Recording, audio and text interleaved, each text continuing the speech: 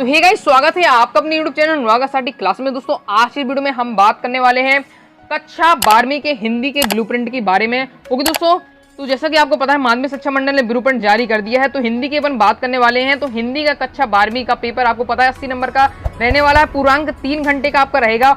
Okay दोस्तों, और आपको जो 20 नंबर बचते हैं ये आपको क्या है प्रोजेक्ट के रूप में दिए जाएंगे स्कूल की तरफ से। ओके, तो ब्लूप्रिंट की बात करने वाले हैं। इससे पहले मैंने बताया था कि हिंदी में कक्षा 12वीं में कौन कौन से टॉपिक आपके आने हैं, इसकी अपन बात कर चुके हैं। मैंने हैंड राइटिंग नोट्स बनाकर आपको वैसे भी दिखाया था, तो इसमें अपन एक बार देख लेंगे कौन कौन से रहने वाले हैं। तो क्रम से अपन बात करने वाले हैं,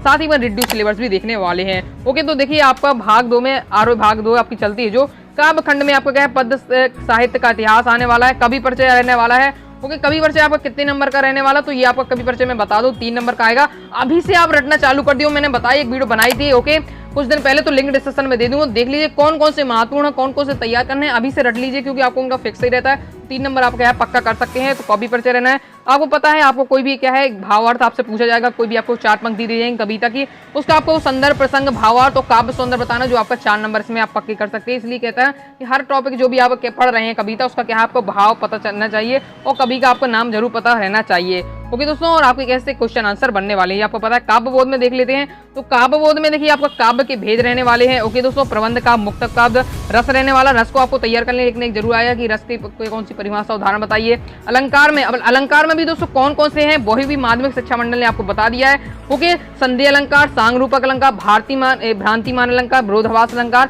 और व्यतिरेक अलंकार, ये आपको क्या है टोटल 5 है। तो पांचों को आपको क्या तैयार कर लेना, इनमें से एक ना एक आपको देखने को मिल जाएगा, परिभाषा उदाहरण से पेपर में पूछा जाएगा, तो तैयार कर लीजिए। छंद में भी आपको बता दिया सोटा, कवित्त, सवैया एवं रवैया, ये आपको क्या है तैयार कर लेने में। जल्द इनके नोट्स आपको क्या है टेलीग्राम पर प्रोवाइड करा दूंगा या अपनी वेबसाइट में भी आपको प्रोवाइड करा दूंगा। ओके, उनके नोट्स तैयार हो गए हैं, अपनी वेबसाइट में बहुत सारे चैप्टर के क्या है क्वेश्चन आंसर और भावार्थ आपके डालने चालू हो गए हैं, बहुत से डल चुके हैं, तो मैं आपको बता भी दूंगा कैसे आपको डाउनलोड करना है। ओके, तो देख लीजिए, पहले आप आगे बात करते हैं तो बस शब्द शक्ति हो जाती है और शब्द गुण और बिंब विज्ञान, ये आपका हो जाता है क्या है काव्य बोध में। आरोही में आप भाग 2 में अपन देख लेते हैं, तो आपको लेखक परिचय आपको पता है 3 नंबर इसमें भी पक्के कर सकते हैं, इसलिए मैं कह रहा हूँ कवि परिचय और लेखक परिचय आपको दोनों का बीच से तैयार कर लेना, 3 तो याद कर लीजिए, महत्वपूर्ण है उन्हीं में से आपको देखने को मिल जाएगा। ओके, हर परिचय में आपको देना ही पड़ेगा। और साथ ही आपको पता है ये आपको एक देने वाला व्याख्या, किसी भी आपको 4 पंक्ति दी जाएंगी ओके दोस्तों किसी कहानी की, तो उसमें आपको क्या है इसका संदर्भ प्रसंग व्याख्या विशेष लिखना पड़ेगा। और क्या है इसमें गद्य साहित्य का इतिहास रहने वाला, और इससे क्या है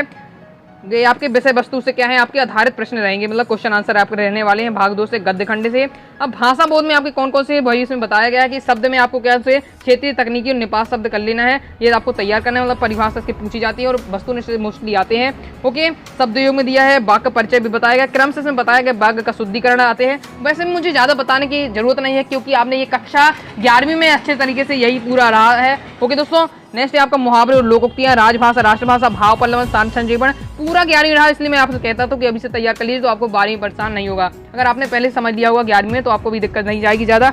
ओके दोस्तों, अब आपकी वेतन बुक बचती है, तो वेतन से आपके 7 नंबर के आने वाले हैं, जिसमें से आपका ओके 5 नंबर के वस्तुनिष्ठ रहने वाला है और 1 नंबर का आपसे क्वेश्चन पूछा जाएगा, तो ये वेतन के हो जाते हैं।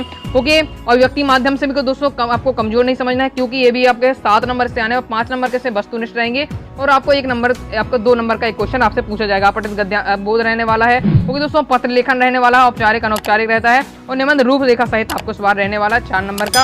ओके, तो ये आप नंबर तो यहाँ डिवाइड दिए गए, तो आप देख सकते हैं। रिड्यूस सिलेबस की अपन बात करें तो मैंने आपको पहले बता दिया है कि पाठ्यक्रम से हटाई गई विषय वस्तु कौन सी है। तो देखिए आपका आरोह भाग 2 में काव्य खंड में आपका गजानंद माधव मुक्ति, जिसके लेखक है हर्ष स्वीकार, पूरा पाठ हट चुका है। और फिराक गोरखपुरी का दोस्तों गजल, देखिए फिराक गोरखपुरी का रुबाइयां और गजल है, तो जिसमें से आपका क्या है गजल हट चुका है और रुबाइयां उसमें है। ओके, तो ये बहुत है, तो उसमें अब देखिए गजल रुबाइयां है, लेकिन उसमें गजल वैसे लिखा है, तो आपको रुबाइयों से संबंधित क्वेश्चन जरूर देख लीजिएगा। गद्य खंड से हम बात करते हैं तो आपका क्या है चालियन चैंपियन, यानी हम सब, ये पूरा पाठ हट गया है। और नमक जो रजिया सज्जाद जाहिर, जिसके लेखक है, ये पूरा पाठ हट चुका है। और वेतन से आपका क्या है डायरी के पन्ने ये आपका हट चुका है। तो आई होप आपको समझ में आ गया है कि आपको 2023 की परीक्षा में के लिए हिंदी में आपको क्या क्या पढ़ना है, कौन कौन से टॉपिक पढ़ना है। ओके दोस्तों, तो आई होप आपको वीडियो पसंद आई होगी और आप इसके पूरे टोटल नोट्स लेना चाहते हैं तो आप क्या डिस्क्रिप्शन में दिए व्हाट्सएप नंबर से कॉन्टैक्ट कर सकते हैं। तो आई होप आपको वीडियो पसंद आई होगी। वीडियो पसंद आए तो वीडियो को लाइक करके चैनल को सब्सक्राइब जरूर कर देना। तो मिलते हैं दोस्तों नेक्स्ट वीडियो में, तब तक के लिए बाय बाय।